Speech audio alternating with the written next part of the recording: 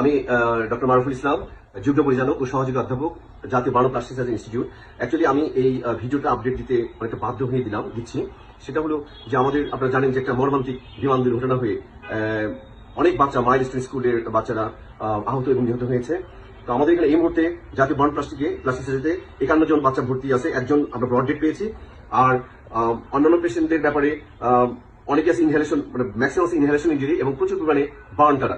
আপনারা দয়া করে কালকে সকাল 8টার পর আসবেন। আমরা নেগেটিভ ব্লাড স্যাম্পলিং করে রাখছি বা তাদের নাম্বারটা নিয়ে রাখছি।